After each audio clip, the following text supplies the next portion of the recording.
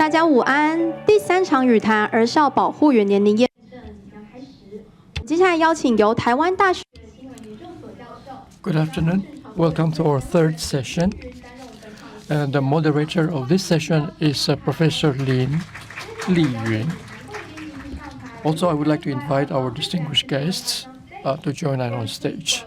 Angelina Dash, Project of Center for Communication Governance at National Law University, Delhi. Ms. Dash, please welcome. And next, please welcome Andy Lulan, CLO at the Very Mind and Executive Committee Member at the Age Verification Providers Association.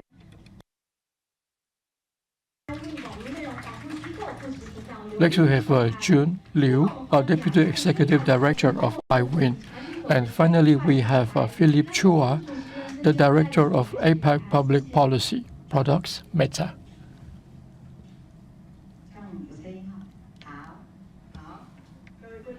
Distinguished guests, good afternoon. Welcome to our forum. I am the moderator, and on behalf of the organizer, I would like to welcome everyone. Our session today is about online child protection and age verification.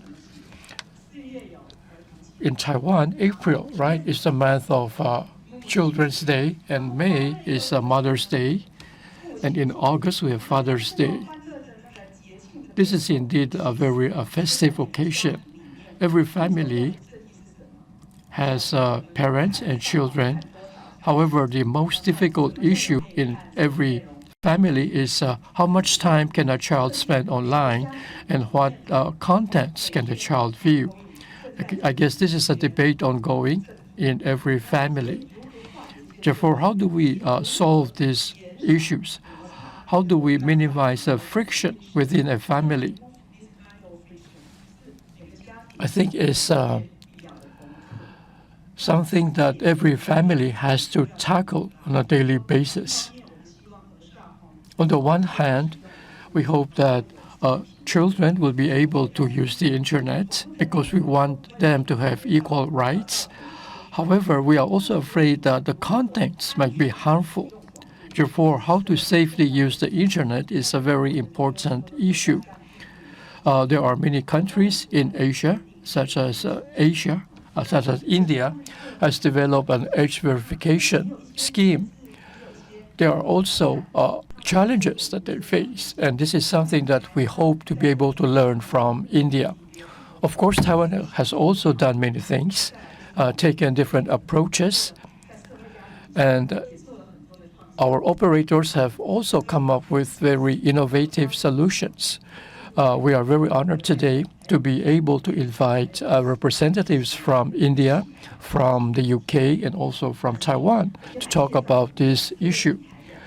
Without further ado, I would like to introduce our 4 panelists. First, we have Angelina Dash. She is the project officer of the Center for Communication Governance at the National Law University, Delhi. Next, we have Mr. Andy Lulan. He is the COO of Verify Mind and Executive Committee member of the Age Verification Providers Association. Welcome, Andy. Next we have Jun Liu.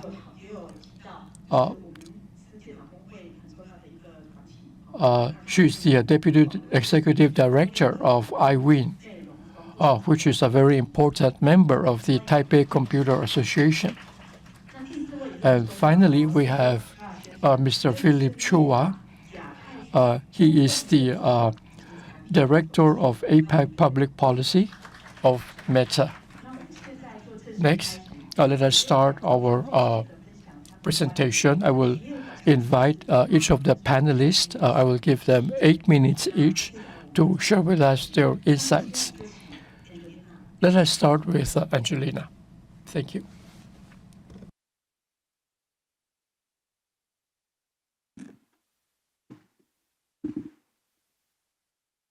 Good afternoon, everyone. I am Angelina Dash, and I work at the Center for Communication Governance at National Law University, Delhi.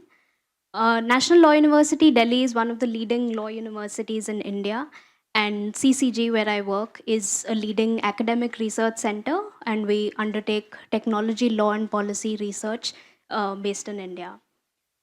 Today, I'll be talking about what age verification looks like in India, and I'll be delving into some of the challenges associated with age verification and also sharing some insights, experiences, and lived realities from India. Before addressing the challenges, I'll start by providing the context behind introducing age verification in India, and I'll also provide an overview of how it is embedded into India's legal frameworks. Just change the slide.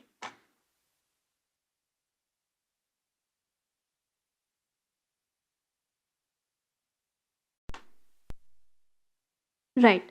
So, globally, age verification mandates have been a popular response to an increase in online safety risks and harms faced by children.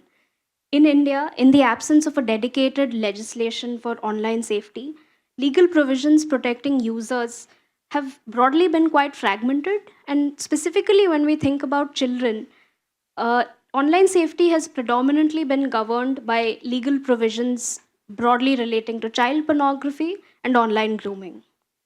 The concept of age verification was first introduced into the Indian framework in 2023 through India's Data Privacy Law, the Digital Personal Data Protection Act, or the DPDP Act, to safeguard children from data linked online harms. In accordance with other Indian laws, this law also defines children as individuals under 18 years of age and specifies that their data can only be processed with the verifiable consent of parents and legal guardians.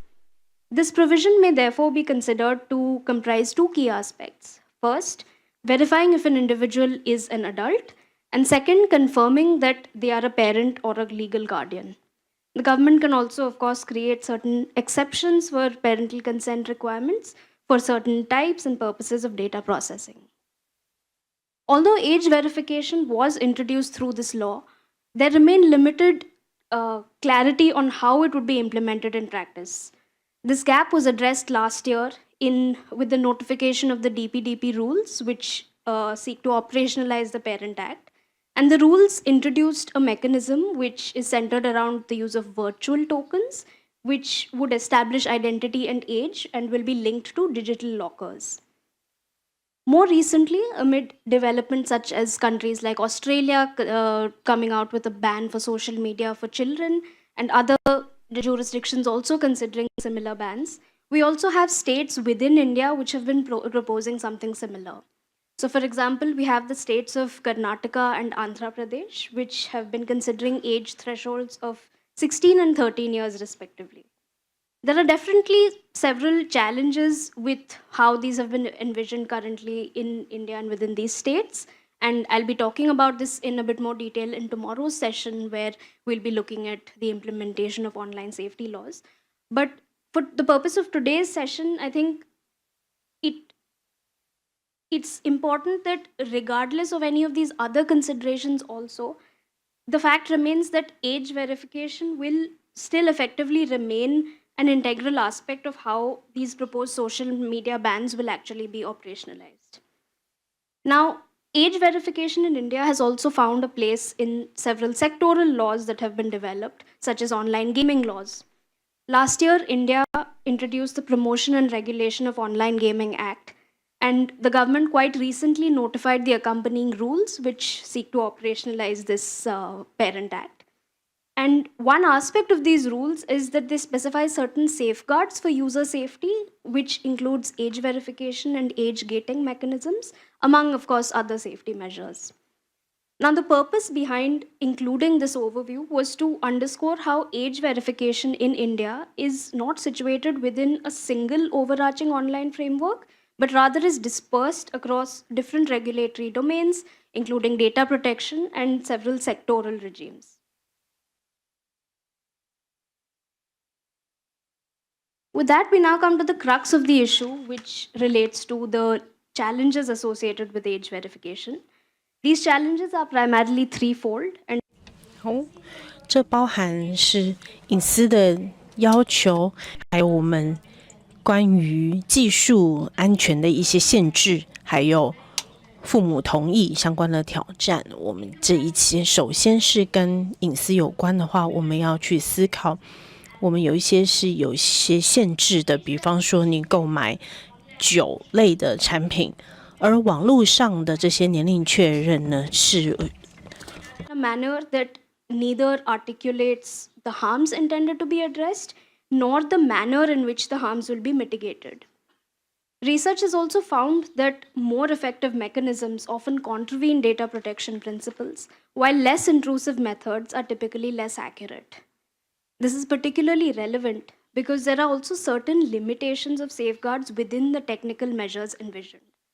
Cryptographic techniques such as zero-knowledge proofs may appear compelling as they allow individuals to verify their age in a manner that is blind or zero knowledge, in the sense that the user does not need to specify sensitive information such as birth dates. However, these solutions may not necessarily preclude websites or applications from collecting other kinds of sensitive information, such as device information and IP addresses, which can still be personally identifiable.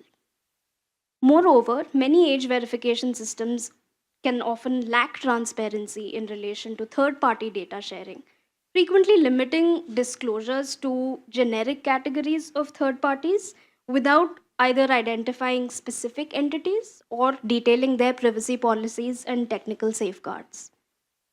In the absence of adequate and uniform safeguards, many age verification systems, often working with commercial interests, are vested with the discretion to rely on more intrusive methods which may be comparatively cost-effective and provide access to users' personal data.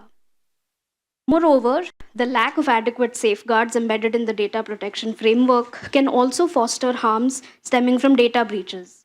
For example, a bug in the app for a digital locker app in India was shown to have risked the personal data of a significant number of users.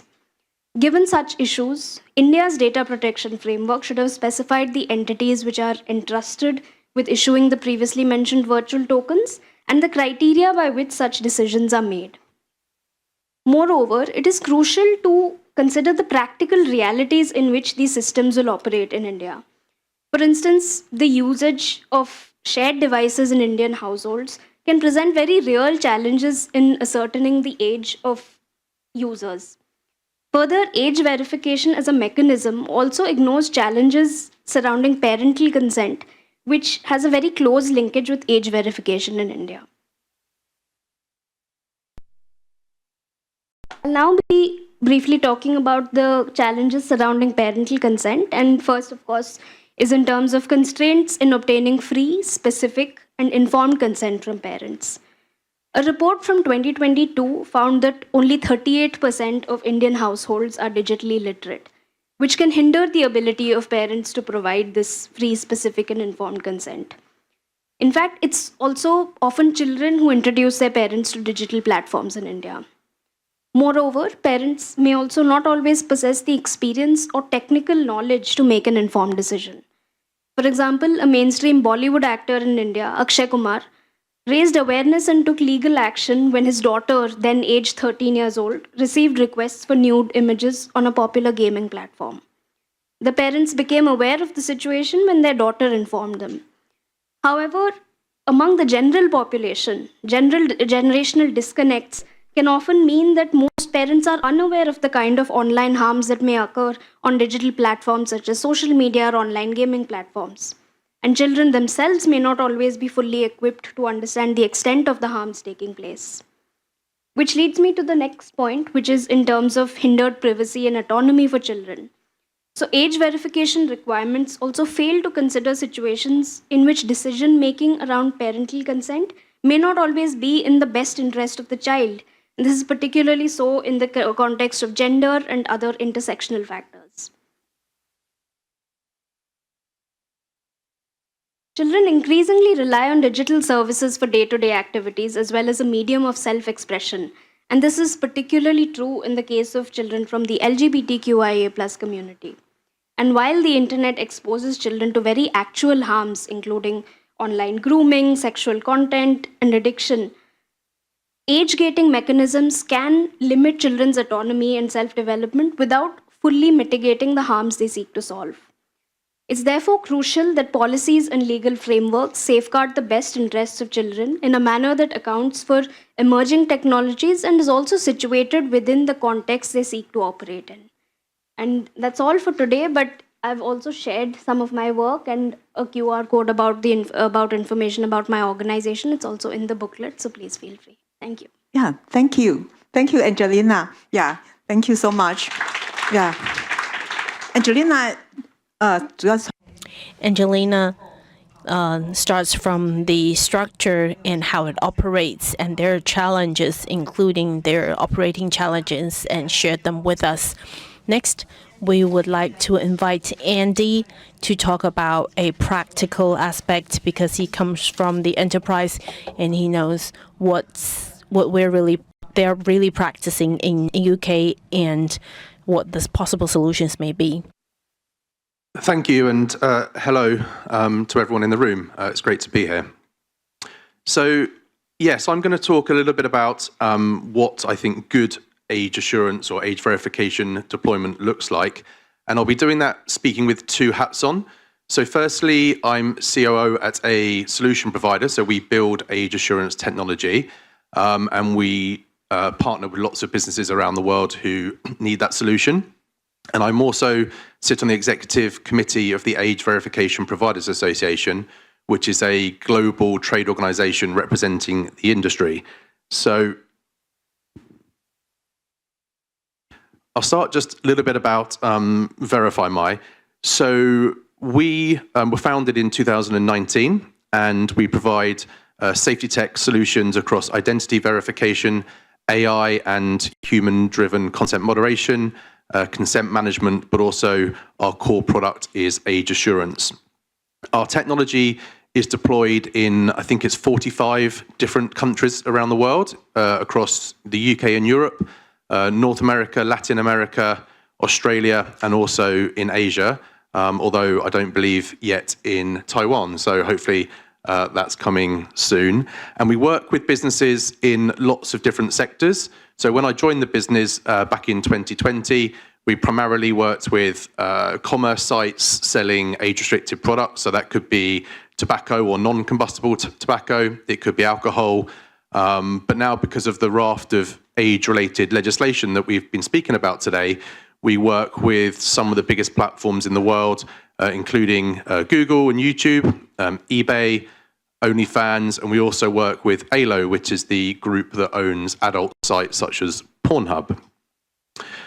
When we deploy the technology, it's not as straightforward as flipping a switch and turning it on in every specific country. There are challenges related to that. Not least in as much as there are different regulatory frameworks around the world. Sometimes those laws require different or permit different methods to be deployed. Sometimes the age requirement's different. And our job is to provide technology that makes it as seamless and frictionless as possible for platforms to integrate and also users to interact with.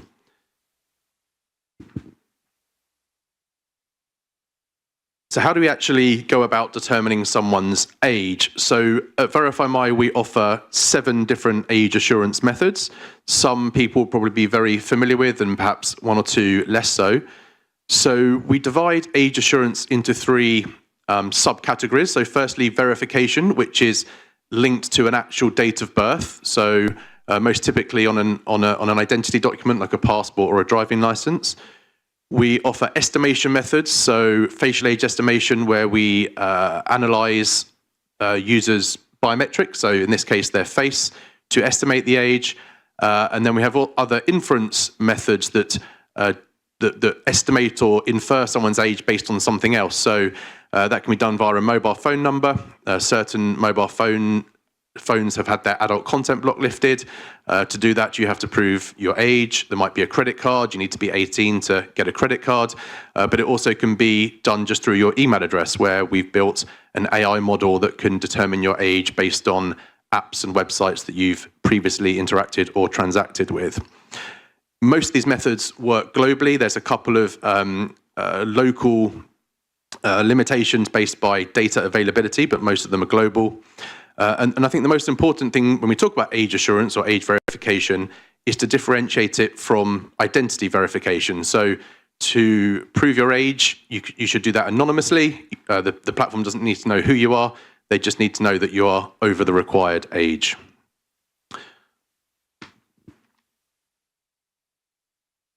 So what do I think sort of good deployment looks like, or what principles or standards credible age assurance providers should be adhering to? We're based in the UK. As I said, we do operate globally, but we're based in the UK. And we heard from Camilla at Ofcom on one of the previous panels, and I'm going to speak a little bit about the framework and Ofcom's expectations or requirements when it comes to age assurance related to the Online Safety Act, but clearly Ofcom are the expert, so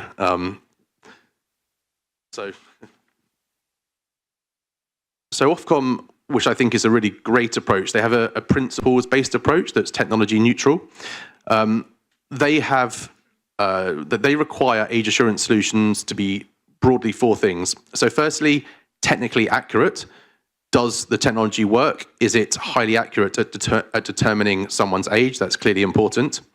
Secondly, it needs to be robust, so that's resistant to circumvention attempts or children trying to bypass to prove that they're an adult. It needs to be reliable, so it needs to work consistently and it can be deployed at scale, and it needs to be fair, so it needs to be inclusive and doesn't contain inherent bias by gender or skin tone, for example. They also have expectations around privacy, accessibility, and interoperability. Privacy is incredibly important, and we heard about some of the challenges from the previous speaker. And age assurance should actually always be built around the principles of data minimization and privacy by design. Age assurance providers should only collect the minimum amount of data that's necessary to complete an age check. It should only be used for age assurance, and it should only be retained for as long as is required for that use and should be deleted immediately afterwards. Technology neutral regulatory frameworks are important. That's because technology typically evolves or moves faster than regulatory development, and therefore you do not want to restrict innovation or techniques that are more user-friendly or preferred by platforms by regulators having a very prescriptive list of accepted methodologies. And also important is accountability and standards. So transparency and auditability in this space are incredibly important. Providers like ourselves and platforms should explain the processes, the privacy protections, how they handle data. That should be documented and available for authorities. There's also some emerging international standards. So ISO 27566 was published just before Christmas, which gives consistency and high quality standards that strike the balance between protecting children and maintaining users' rights. And then I think this is my last slide. So I also mentioned that I sit on the executive committee for the AVPA, which is the global not-for-profit trade body founded in 2018. It represents, or it gives the industry a unified voice as sort of the volume of online safety regulations grow around the world. They sort of support, or as an organization, we support privacy-preserving approaches, interoperability, and anonymous proof of age. And we work to educate policymakers and the general public, promote best practice and encourage standards-based approaches and sort of represent the sector internationally. So I think I've just hit my time allocation. I'm going to leave it there. Hopefully that gives people a solution, an age assurance solution provider's perspective.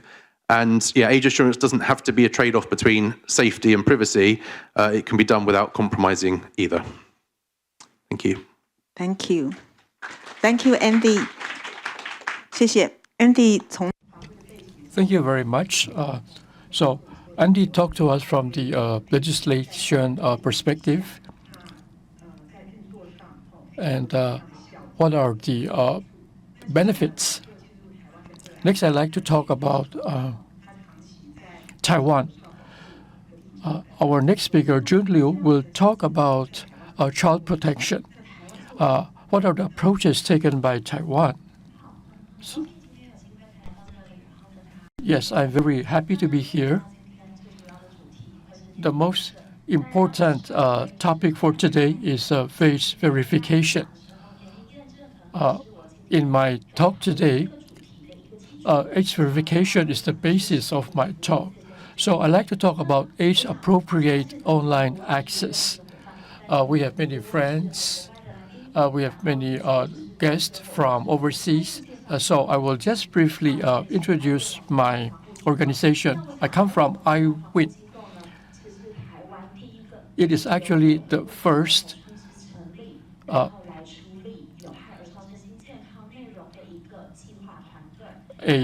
is the first initiative created by the 6 ministries within the government. Basically, its purpose is to ensure the safety of child safety. You might ask, why is it that the government does not do this itself, but has to entrust this task to a private organization? Well, because when we determine whether a content is harmful, it's actually a review of the content on the internet. And because Taiwan has a very specific culture, Taiwan has undergone martial law, the lifting of martial law. Therefore, the government is very cautious in the review of contents. That is the reason why the government has entrusted a private organization, iWin, to do this. Our organization has 7 major tasks, and this task can be divided into 4 different categories. Every year, we will look at the behaviors and the actions of children on the internet. Number 2, we will deal with complaints from the private citizens. If citizens file a complaint on the contents, think that the contents are harmful, we will notify the platform operators to try to rectify the actions. And number 3, in Taiwan, there are only a handful of platform operators. Many of the operators are actually from overseas. So how do we let the overseas operators know about the local legislation and comply with local legislation will depend on the discipline of that operator. Therefore, we often convene meetings with operators to talk about our regulations. And finally, we have an educational campaign. This is not only limited to private citizens, to students, to teachers. This also includes the police, the judiciary, and also the operators. Next, I'd like to talk about our main topic today. What are the current regulatory framework of age assurance? Currently, Taiwan doesn't have this kind of a setup. However, we do have an outline. When we talk about age appropriation, there is a very clear stipulation on the Child Protection Act. So there are contents that are harmful to children, and we also have a classification of TV programs. The purpose of this is to ensure that different programs are suitable for different age levels. In addition,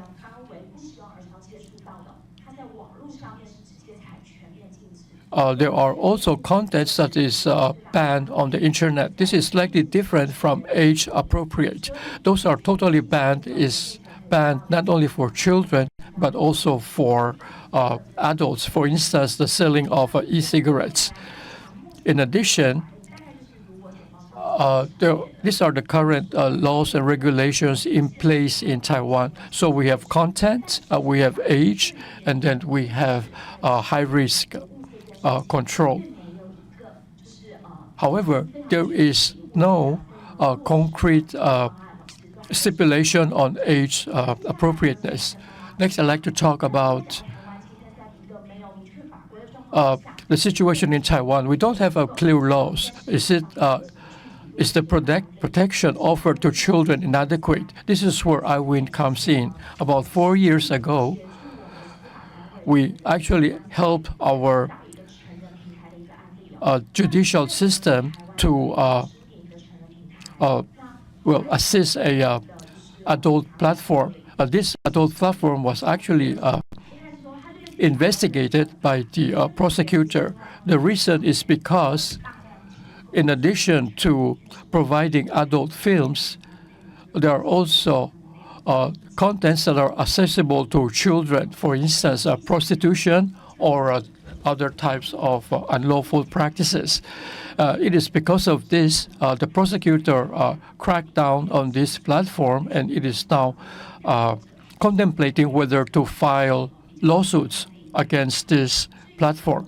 And finally, the prosecutor asked iWin to help assist this platform. The main reason is because Taiwan doesn't have a very clear law that prohibits the existence of adult websites. Therefore, the prosecutor thought that it will not have full confidence in try to prosecute this platform. Therefore, what the prosecutor did instead is to try to assist this platform to make it comply with the relevant regulations. And the role of iWin is to make use of 3 different approaches to help this platform. Number 1 is to set a standard.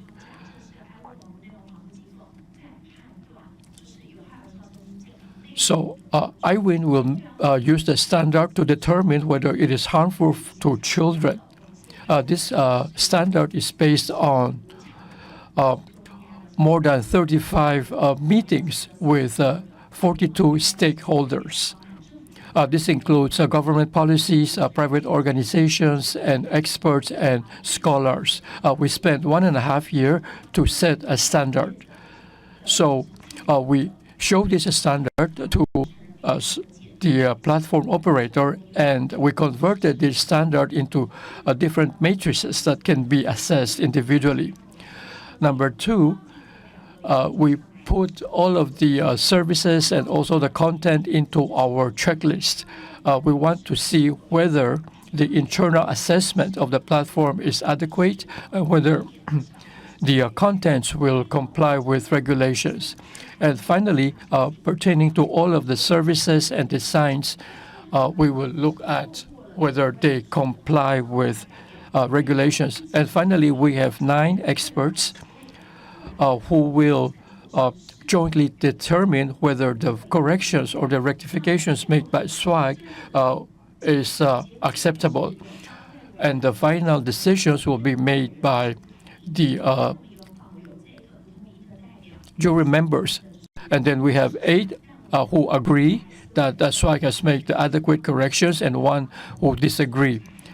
And currently, there will be further consultation, and we will carry out random inspections every year to make sure that they have correctly implemented the measures that we want them to implement. And next, I'd like to talk about the current age assurance methods that are implemented in Taiwan. When we were working together with SWAG, we found that Taiwan doesn't have an effective way of age verification. Our speakers earlier mentioned that they have 7 approaches. However, in Taiwan, the most common way is 4 different approaches. First is the user sent their ID or relevant government ID. Number 2 is make use of the mobile ID. And finally, which is the use of a credit card. Of course, these processes will have their inadequacies. And some are more difficult to use. For instance, the use of mobile ID for a platform operator, it is not very convenient, and it will require a very large fee. Let's assume that today we don't ban all of the contents that may be harmful. Then what other options do we have? I think that different platform operators should look at the age and provide different age-appropriate age-appropriate contents. The problem is, how do we verify this? Then we have to go back to age verification. How do we implement age verification in Taiwan? In Taiwan, if we want to do this, there are several challenges. Number one,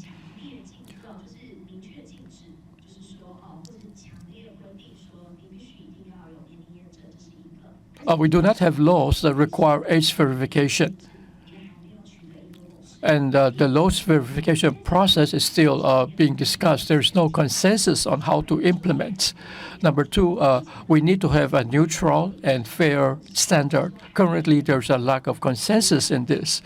Number three, when an operator implements this age verification, it should not interfere with its business, because if the business is affected, they might want to relocate to overseas.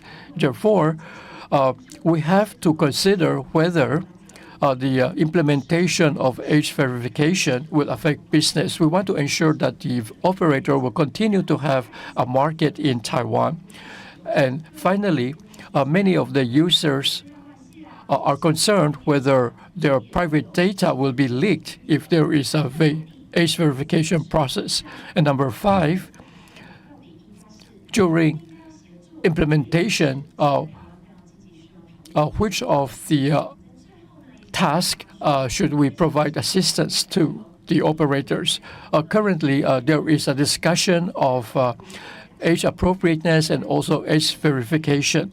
However, if we want to implement these two in Taiwan, how do we do this? Because Taiwan and other countries are different. The general environment, the politics, the cultures are different. Therefore, I have four suggestions. Number one, we hope to be able to achieve age appropriateness and not total ban, because today, our children are living in a digital age. When we ban certain contents, it may impede their progress in digital literacy. Therefore, age appropriateness is necessary.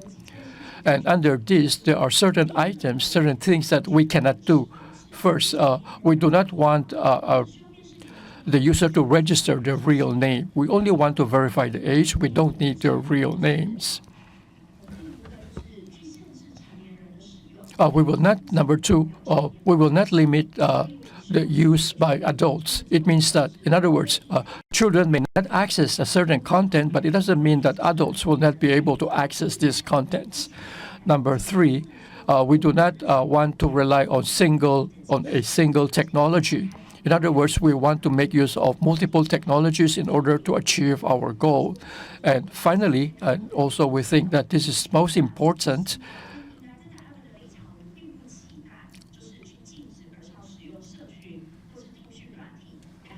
we do not expect to prohibit the use of certain software or platforms.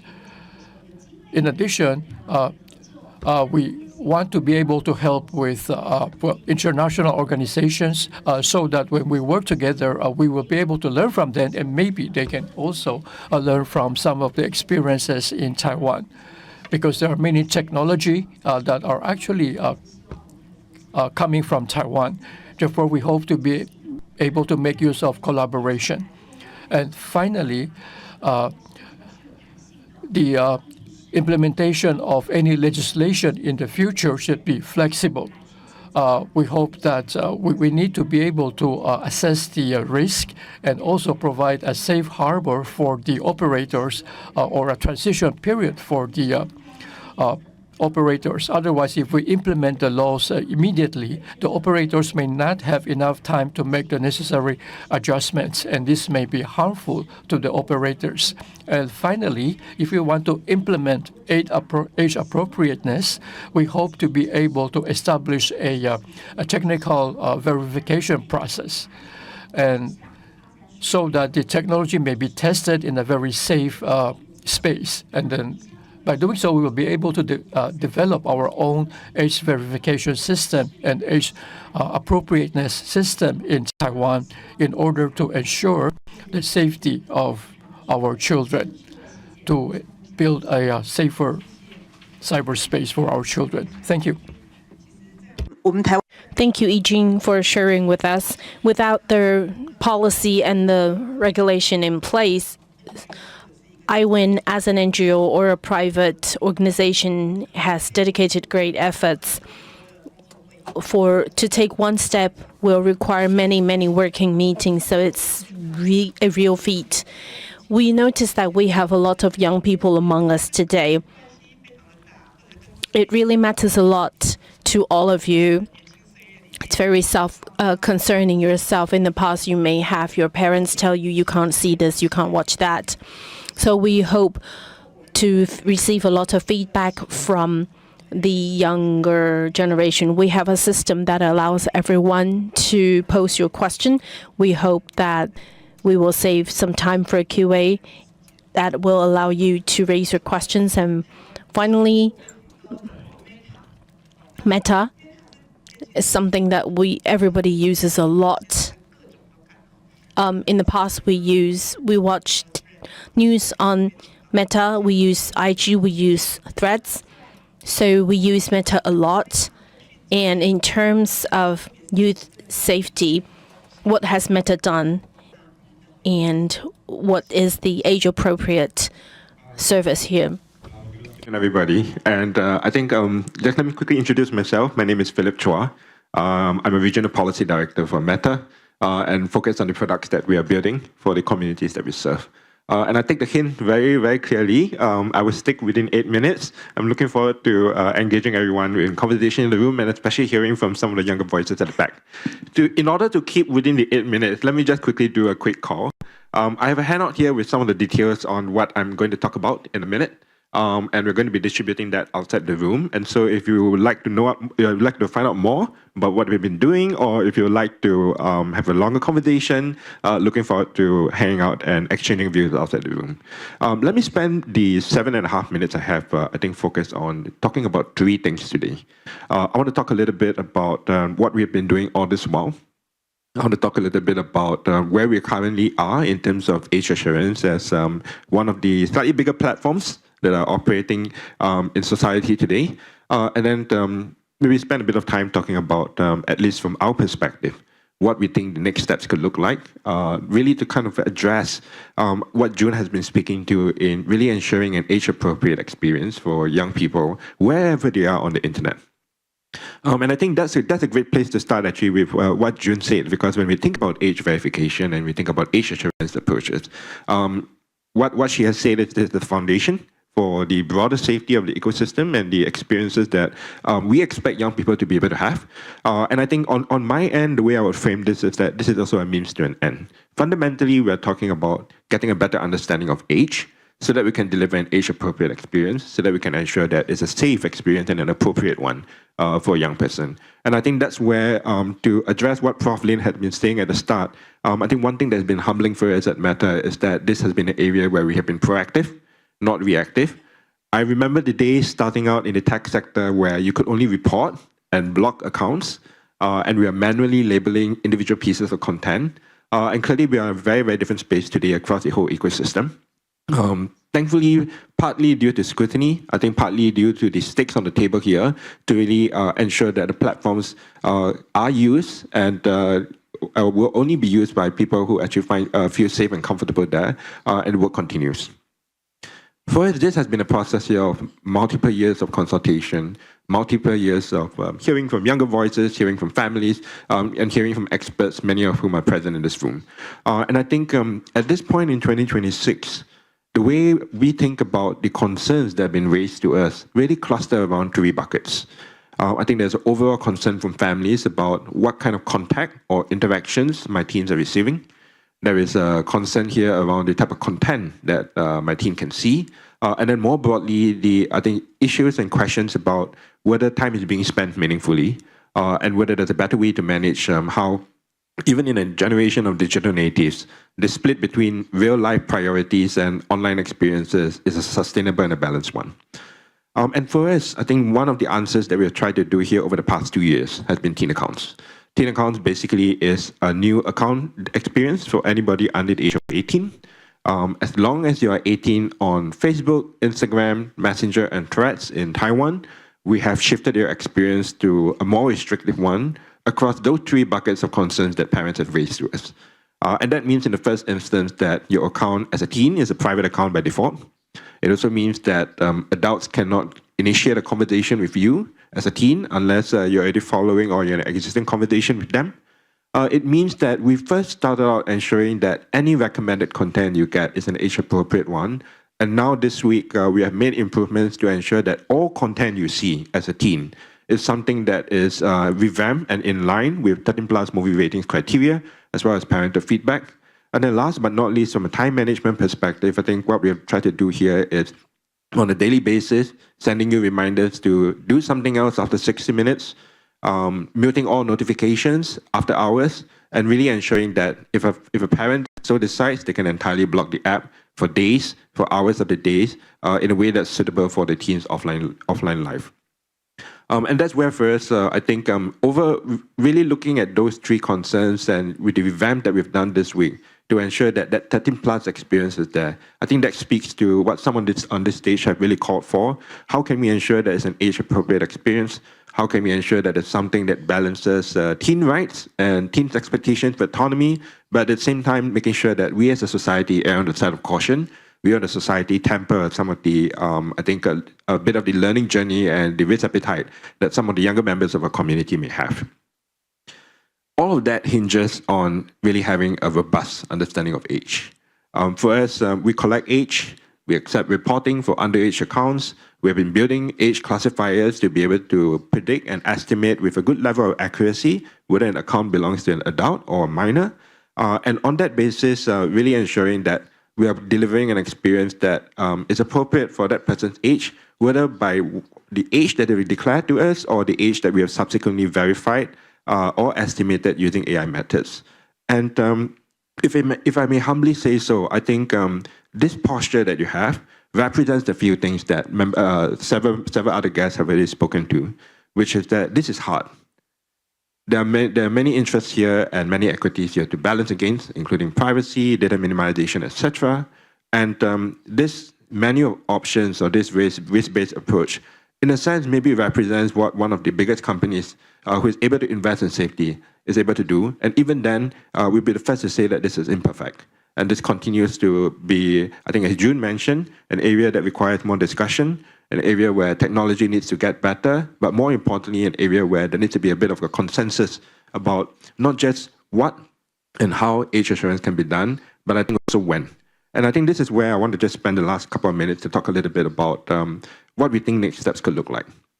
As we were building teen accounts and working all these years on the teen safety experience, I think the overriding concern that came from parents wasn't just those 3 concerns that we addressed with teen accounts, but a broader one of a desire to be supported and helped with the average of 44 apps that their teen is using, with the deluge of safety settings and various experiences that they have to navigate, and really making sure that they feel supported. I think on a more personal level, I'm not a parent, I have many friends who are, but I think it's a common experience for all of us in this room when you are going out on a weekend and you're in a shopping mall and you're seeing kids who are underage with a mobile phone or a device and they're online. And I think fundamentally, that's, I think, perhaps a broader concern that really calls for an ecosystem approach. It's a broader concern that calls for how we can actually give families peace of mind in every app their teen uses, as opposed to creating a false sense of security. And I think one of the things that several of us in the industry have been really going for is really, is there a way to target that golden moment when a device is handed to a young person for the first time, when an account is set up for the first time? That addresses the when, and when that is an appropriate time then to, on a once-off and on a one-time basis, really go through the provision of data, really go through age verification, because then after that, you're going to get some certainty and confidence that there are going to be apps that can do more and should, but there's going to be a level baseline across all apps that a young person is on and has access to. And those guys are going to be able to provide an age-appropriate experience that utilizes something is done at the OS or the App Store level and minimizes endless friction, endless moments here where you're providing sensitive data to the constantly changing cast of apps. So I wanted to end there very quickly. I'm very happy to take questions and exchange views, and thank you for listening. 谢谢 Philip 给我们 Thank you, Philip, for giving us a very comprehensive sharing on what Meta is doing and what your vision is in a very concise way. Next is our QA time. I would like to have feedback from everyone. So for each speaker, I would like to ask one question. First is to Angelina. My question is, you mentioned that currently what people are doing would be age restriction. For example, you have age assurance mechanisms. What other solutions do you think you have in place that will allow children to have meaningful participation? You have 2 minutes to take this question. Thanks for that question. And I think I'd say that rather than restricting access, policies and frameworks should focus on empowering children and parents to navigate these platforms more safely. And in India specifically, the central government has reportedly been considering developing a law which will take a nuanced and graded approach to how children can navigate the online platforms, but specifically social media. And I think it's important that such approaches, and when they're being developed, the consultative processes involved in them should take an all-of-stakeholder approach and ensure that perspectives from children, parents, educators, psychologists should all be considered while developing these frameworks. And when such a law is developed, it must also acknowledge the different kinds of harms that take place, whether it's grooming, whether it's sexual content, whether it's mental health challenges and addiction, and explore targeted mitigation strategies as opposed to maybe a sweeping social media ban, for instance. And it's also important that frameworks should imbibe pathways for children and parents and educators to navigate tools in a manner that's responsible. And another important aspect is that laws must consider factors such as India's multilingual diversity. And the reason that's significant is because it not only impacts how platforms are able to detect children's accounts in the first place, but also can can impact the accuracy with which these platforms are able to detect the way they're able to carry out safety measures. And it's also important, of course, to make sure that any measures to regulate access should also consider harms across all platforms and not maybe restrict itself just to social media or any specific ban. Thank you. 好，那谢谢。那接下来请教 Andy 哦。 Thank you. My next question is for Andy. You said your company is in many countries, but not in Taiwan. So when you go to a country, when you land in a country and to deploy your technology in that country, what are the factors that you take into consideration? For example, if you're coming to Taiwan or go to other communities, what are the factors that you take into consideration? Thank you. There's a few different things in play here. So the first thing is that we work with our partners or customers. What works for platform A might not work for platform B. So being able to provide a customized personal suite of methods for that customer based on their user flows is really important. Equally, we advocate for optionality because user A may prefer to use one method or technique, whereas user B might prefer something different. So we work with the platform that we're working with. We also look at the regulatory framework. Are there permitted methods? What are the principles or the sort of foundational rules that are required? So we make sure that we uphold those. And we also look at the availability of local data. So for a method such as mobile phone checks, you need to be able to access certain databases or data points, and they are available in most countries, but not necessarily all countries. So it's a range of different considerations, but ultimately it's a partnership, and we work hand in hand with our partner platforms to determine that. If I could just also quickly say, based on a couple of the previous points, when it comes to age assurance, I said this before, age assurance is not identity verification. If you look at the whole scale of proving who you are online, at one end you have like hard identity checks, which you might need to open a bank account, for example. You need to use an identity document, and the bank would need to know who you are, not just how old you are. And I think at the other end of the scale is self-declaration, which has been moved or referenced a couple of times. And I'm not sure of any regulators around the world that consider self-declaration to be compliant. And if you look down in Australia, who have obviously led the way with their social media delay, I think we're going to quite soon see some regulatory enforcement down there, because at last look, I think 9 of the 10 named platforms were probably doing, this is my view, probably doing a good job of understanding the age of their existing users, but hadn't implemented anything more than a self-declaration check when a new account is created. And I think there's going to be some movement there, because I can't believe that the regulator will see that as being effective or not. But it'll be interesting to see how that plays out, with Australia being the first mover in that. 非常谢谢 Andy 哦，就是这对于我们未来台湾在发展类。Thank you very much. I think what you have said will be very meaningful to what we will do in the future in Taiwan. Next, I would like to ask Zhu. You talk about the absence of legislation in Taiwan, given this, and then we want to implement age appropriateness. What are the challenges that we face? Do you think that it is better to have legislation? Do you need to suggest to our legislators that they formulate a specific law in addition to the Child Safety Act? What is your view on this? Thank you very much. Thank you for your question.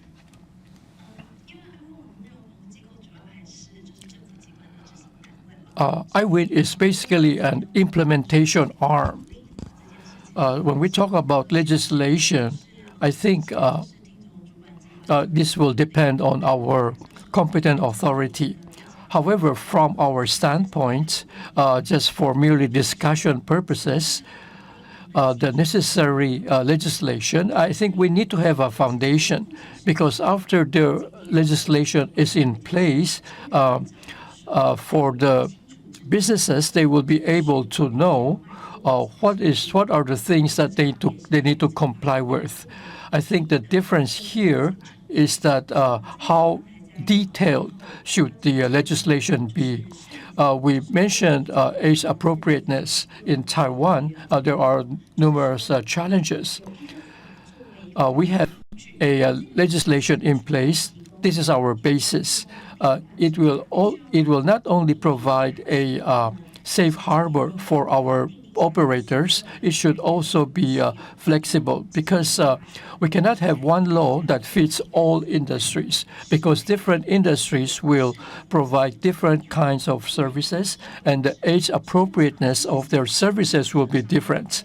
Therefore, during the legislation process, this will be difficult. It will be a test to the wisdom and intelligence of our legislators. We're not saying that without legislation it will be better. However, what I'm saying is that with legislation, we should maintain a certain degree of flexibility. We need to look at different services, at different levels of risk, and provide different space for our businesses to operate. With this framework, then we need to specify very clear implementation rules. We cannot just have a legislation that is ambiguous, that is vague, that is abstract. Because if that's the case, or if an explanation is too broad, then it will actually make it very difficult for an operator to comply. This is my view. Thank you very much. Thank you very much, Zhu. Thank you for the different suggestions that you have raised. And finally, I would like to ask Philip. You shared many of the approaches made by Meta. We want to focus on age verification. if Meta or the other services want to implement age verification, what are your considerations? It's a great one. Maybe I didn't get into enough detail during the slides. Of course, we collect age at registration. We verify age when it's been reported or when the risk calls for it, including when a user under the age of 18 changes their age to over 18. And increasingly when our age classifiers that we've also built predict an age that differs from the stated age that the young person has supplied to us. And when we do verify age, that's where then I think some of the methods here is very similar to what Andy has spoken to, face-based age prediction. Also conscious that on a global basis, many young people don't have government-issued ID, then also providing some flexibility there in the documents that we'll take from them. I think maybe that's a good way to, address some of the concerns or the balances that we have to do. We're then looking for solutions that can scale, solutions that can respect that every family is different, solutions that can also, accommodate the fact that there are going to be many instances where people do not want to verify the age because it might be construed as verifying the identity. And treading that fine balance here in minimizing what you have to take and demonstrating that you responsibly use it, I think underpins everything that we've been doing. And one of the reasons why we are calling for an ecosystem approach to this is not to defray any responsibility from ourselves, but I think to realize that that balance there is a very delicate balance that many apps and many new apps would be unable to shoulder. And I think that's where there's a room for additional providers. There's a room here for multiple levels of the ecosystem. And there's a way here for us to really just complement each other and providing a practicable solution for teens and their families. 谢谢。我实在是很想听我们年轻人的。Thank you very much. We have so many young people in our audience. I have a sheet of paper here reminding me that our time is limited. So I will now close our Q&A session. However, if you have questions afterward, you can actually approach our speakers and ask our speakers privately. So I would like to thank once again our panelists from our discussion. We know that age verification is not only a technical problem, it is also a legislation problem. It is also a problem of personal freedom and personal choice. Therefore, we are actually trying to find a way among many obstacles, and we hope that we will be able to find a better solution in the future. And also hope our panelists have a very pleasant stay in Taiwan. Thank you very much. 台上的贵宾可以往前看，这样子。We'll have a group photo. Please remain seated and face the camera in front. And 3, 2, 1, smile. One more photo, please. 3, 2, 1. Okay. Thank you all very much. And you may return to your seat. Thank you.